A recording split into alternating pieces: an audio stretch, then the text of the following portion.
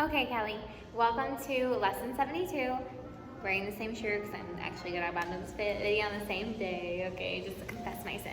Okay, so look at example 1. This lesson is called More About Complex Fractions. Hey, make sure when you're doing these lessons, stop the video as much as possible because, like, to me, it seems a little crazy just to sit here and maybe you're working and maybe you're not, right? So I like going through the explanation quickly, and you can be stopping the video and making sure that you understand it. Also, make sure you have your book out and make sure you're taking notes inside the book, but please don't write the answers in the book because then they never get erased and it just confuses people. Okay? So here we go. More about complex fractions. It says right here, simplify this one, okay? Simplify this one. That means you want to get all this junk off the bottom and you want to just have a numerator and denominator without a bunch of fractions inside the numerator and denominator. You should always take those out. That's how you simplify it, okay? So the first thing you want to do up here is you need to find a common denominator. Well, the common denominator, thankfully, is y. If it's already common, that means that you can just do x plus 1. There's literally nothing to change, okay? Because there's already a common denominator. Here you're just combining it, so you're going x minus 1 over y. Okay, now this is where it gets fun. If you see that they both have the same denominators, woo, because watch what's going to happen.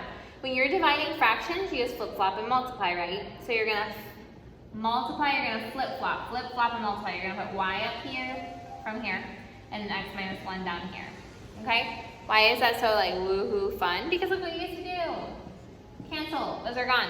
Totally gone, okay? So now you have x plus 1 over x minus 1.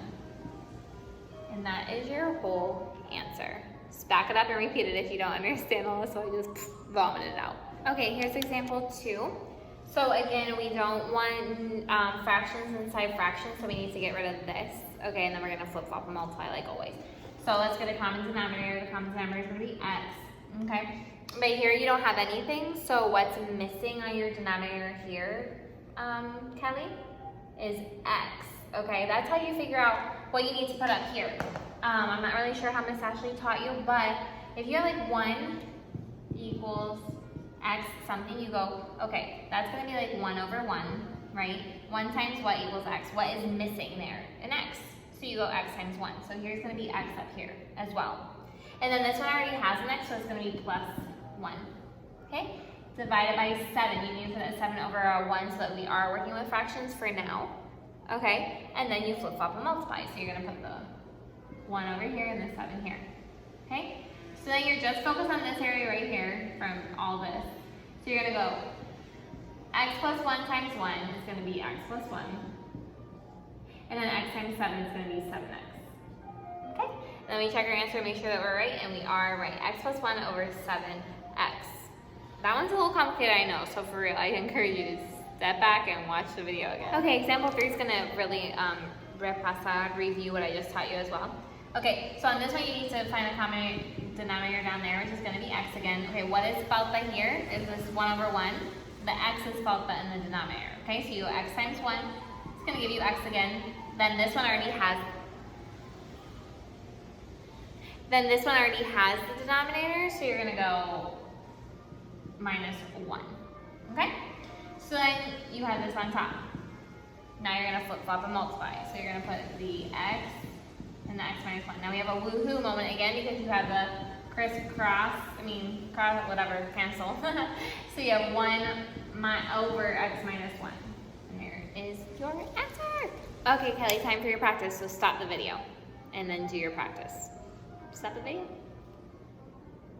Okay, here we go. Here's the answer to your practice. I'm going to write them up on the board because it's a lot to dictate and make sure that you have it right in your head. C plus c squared over w. B. 1 plus 5m over 2 minus x. And C, 8xy plus x over xy plus y. So remember, if you got any of those wrong, just watch this next part of the video and I'll explain to you how we got them. Okay, Kelly, here's practice A if you need it. Okay, so you have the common denominator already, which is w. So you just do 1 plus c. Okay, then you have 1 over c. So you're going to flip-flop and multiply, right? So you have c over 1. Woohoo, there's nothing there you can do. So you're going to have to put this in parentheses, and you're going to go c times 1 is c, plus c times c is c squared over w. And there is your answer. A little bit weird, right? Okay, practice B, Kelly.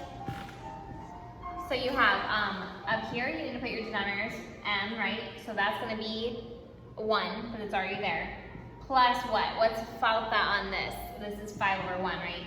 So what nos falta in the denominator? What are we lacking? We're lacking the m, obviously. So 5 times m is 5m. Okay? Over here, woohoo, we're not lacking anything in the denominator. It's all common denominator, so we're just 2 minus x. And then we flip-flop and multiply. We have another woohoo because we have the m and m that you can cancel. So your answer is 1 plus 5m over 2 minus x. That's an ugly plus. Okay, and there's the answer for that one. And last one for this lesson is practice C. Here we go. Common denominator is going to be y. Put that over the 1. We're falta the y, so you go 8y plus 1, because we're not falta anything here, so it's just a 1. Common denominator here is going to be x. Put that over 1. What do we falta here? The 1. So 1 times, the x, pardon, wow. So 1 times x is x, and then here we're not falta anything, so it's plus 1. Okay? Then we crisscross and multiply.